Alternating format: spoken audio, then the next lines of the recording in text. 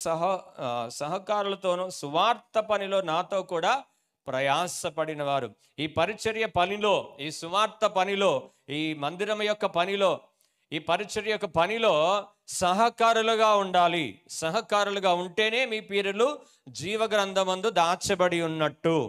ఒకవేళ మీరు సహకారులుగా లేకపోతే మీ పేరు జీవగ్రంథంలో ఉంది అని అనుకోవడమే తప్ప మరొక అవకాశం లేదు.